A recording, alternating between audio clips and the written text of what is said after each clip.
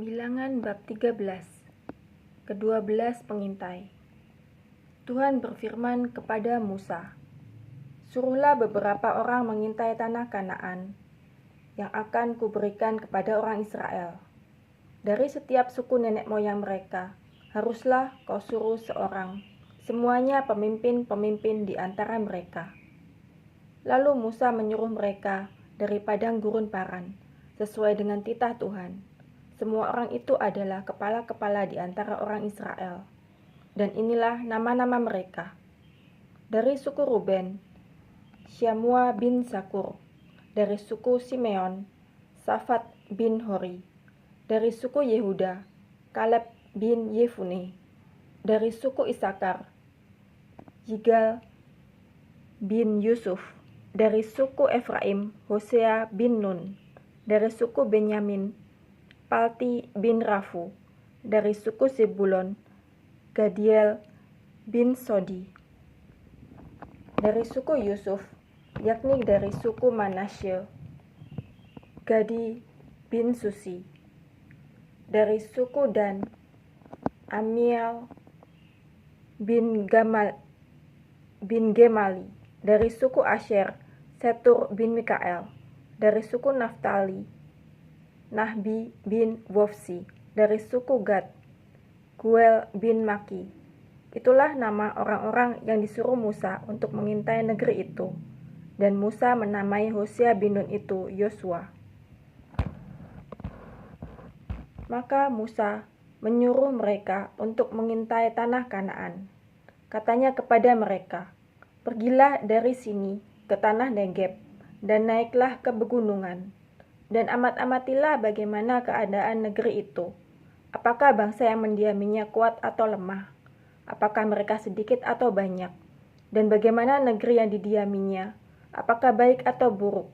Bagaimana kota-kota yang didiaminya? Apakah mereka diam di tempat-tempat yang terbuka atau di tempat-tempat yang berkubu? Dan bagaimana tanah itu?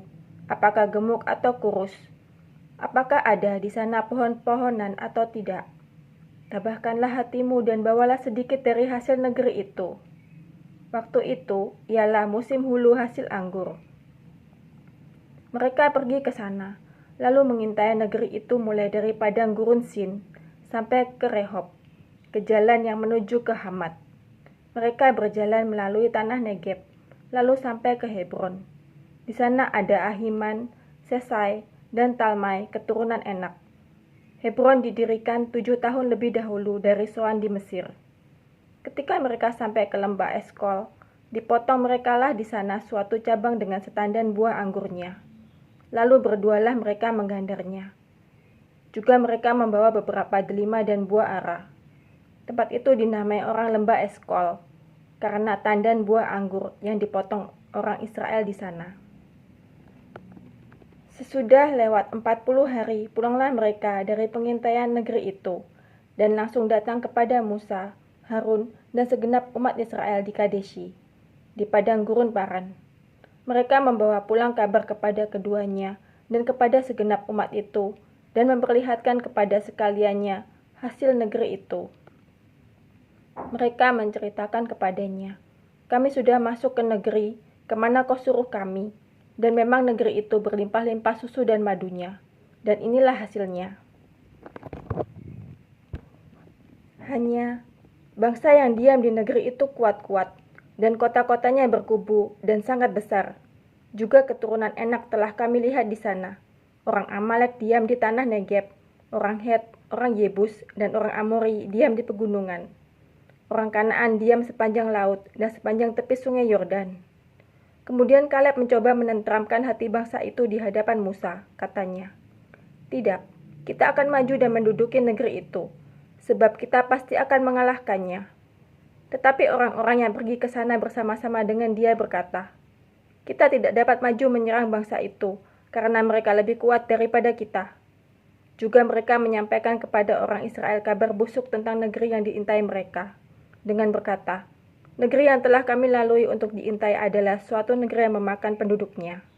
Dan semua orang yang kami lihat di sana adalah orang-orang yang tinggi-tinggi perawakannya. Juga kami lihat di sana orang-orang raksasa, orang enak yang berasal dari orang-orang raksasa, dan kami lihat diri kami seperti belalang, dan demikian juga mereka terhadap kami.